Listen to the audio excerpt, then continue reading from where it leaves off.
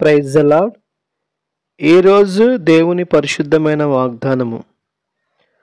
మనుష్య కుమారుడు అనేకులకు ప్రతిగా విమోచన క్రయధనముగా తన ప్రాణమిచ్చుటకు వచ్చెను. మార్క్స్ వార్త 10వ అధ్యాయము 45వ వచనము. ప్రార్థన చేసుకుందాం. మా పరిశుద్ధుడైన మా పరమ తండ్రి, మరొకసారి మీకు వందనాలు స్తోత్రాలు చెల్లించుకుంటా ఉన్నాము. ఇది నాన్న మరొకసారి మీ వాక్యాన్ని ధ్యానించే గొప్ప భాగ్యాన్ని మీరు మాకు అనుగ్రహించినందుకే వందనాలు స్తోత్రాలు. మీ యొక్క వాక్య లేఖన భాగాల ద్వారా మరొకసారి మాతో మాట్లాడమని మీ కృపగల హస్తాలకు మమ్మల్ని అందరినీ అప్పగించుకుంటూ యేసు నామమును స్తుతించి ప్రార్థించి బ్రతిమాని వేడుకొనుచున్నాం మా పరమ తండ్రి, ఆమేన్. ఈ వాక్యాన్ని వింటున్న ప్రియ సహోదరుడ సహోదరి, మరొకసారి ప్రభువుపేట మీ అందరికీ కూడా వందనాలు చెల్లిస్తున్నాను. ఈ దినము ప్రపంచమంతా కూడా శుభ శుక్రవారంగా జరుపుకుంటూ వస్తూ ఉంది. ఈ దినాన్న యేసుక్రీస్తు ప్రభువాన్ని అనేక మంది జ్ఞాపకం చేసుకుని ఆయన్ని ఆరాధించడము, మహిమపరచడము జరుగుతుంది. అయితే యేసుక్రీస్తు ప్రభువారి యొక్క రాకడ లేకపోతే ఆయన ఈ లోకానికి వచ్చినటువంటి కారణము తెలుసుకోకుండా ఆయన్ని ఆరాధించడం ద్వారా, ఆయన్ని మహిమపరచడం ద్వారా ఎటువంటి ఉపకారము లేదు. ఈ లోకంలో అనేక మంది యేసుక్రీస్తు ప్రభువారు మత స్థాపనకు వచ్చారని, లేకపోతే ఆయన యొక్క రాజ్యాన్ని చాలామంది ఆయన మీద నెపాలు మోపేవారుగా ఉన్నట్లుగా మనం చూడవచ్చు. కానీ యేసుక్రీస్తు ప్రభువారి లోకానికి రావడానికి గల ప్రధానమైన కారణము మనుషులు చేసినటువంటి పాపము. మనుషులు పాపంలో చనిపోతే నరకానికి వెళతారని దేవుని యొక్క వాక్యము సెలవిస్తూ ఉంది. కనుక మానవాళిని, ఈ ప్రపంచంలో ఉన్నటువంటి ప్రతి మానవుణ్ణి రక్షించట కొరకై యేసుక్రీస్తు ప్రభువారు ఈ లోకానికి మనుష్య కుమారుడిగా రావాల్సి వచ్చింది.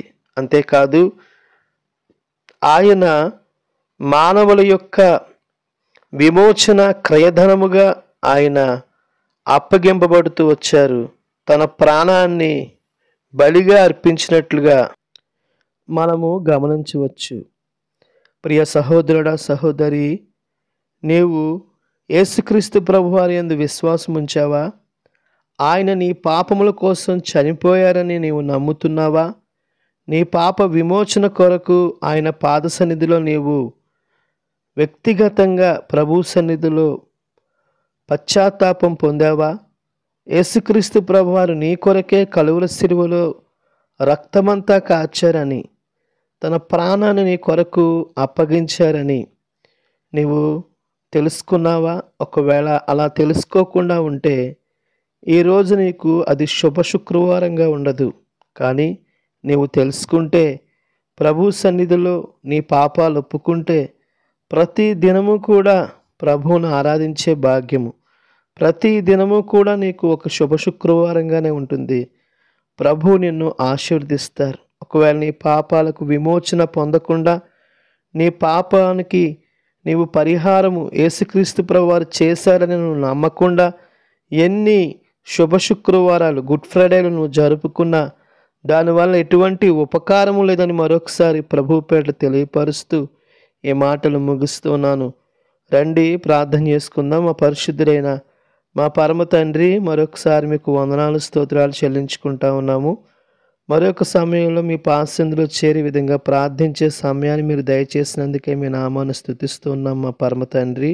ఈ వాక్యాన్ని వింటున్న ప్రతి ఒక్కరిని మీరు జ్ఞాపకం చేసుకురండి. ఇంకా ఎవరి జీవితాల్లో అయితే పాప క్షమాపణ అనుభవం లేదో వారిని జ్ఞాపకం చేసుకుని వారు మీ అందు విశ్వాసం ఉంచి తమ పాపములు ఒప్పుకోవడానికి మీరు సహాయం చేయమని ప్రార్థన చేస్తూ ఉన్నాను తండ్రి.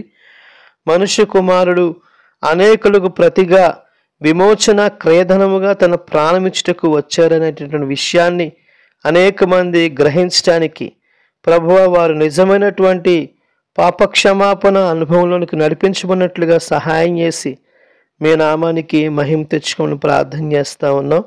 మీరే కృప చూపించమని తండ్రి, మీ గొప్ప కార్యములు మీరు జరిగించి మీ నామానికి మహిమ తెచ్చుకున్నామని మరొకసారి లక్ష్మి గారి గురించి ప్రార్థన చేస్తున్నాను. ఆ బిడ్డను మీరు స్వస్థపరచండి. ఆ బిడ్డ మీ అందు విశ్వాసం ఉంచింది ప్రభువా. యేసు ప్రభు వారు నన్ను స్వస్థపరుస్తారని ప్రభువా ఆ బిడ్డ నమ్ముతా ఉంది కనుక తండ్రి, ఆ బిడ్డ యొక్క విశ్వాసాన్ని బలపరిచి మహిమ పొందుకునమని యేసు నామమున స్తుతించి ప్రార్థించి బ్రతిమాలి వేడుకొనుచున్నాము పరమ తండ్రి. ఆమేన్. మన పరమ తండ్రి అయిన దేవుని ప్రేమ, కుమారుడైన యేసుక్రీస్తు కృప, పరిశుద్ధాత్మని యొక్క అన్యోన్య సహవాసము కూడి ఉన్న మనకును సకల పరిశుద్ధులకును సదాకాలము తోడై నడిపించును గాక. ఆమేన్.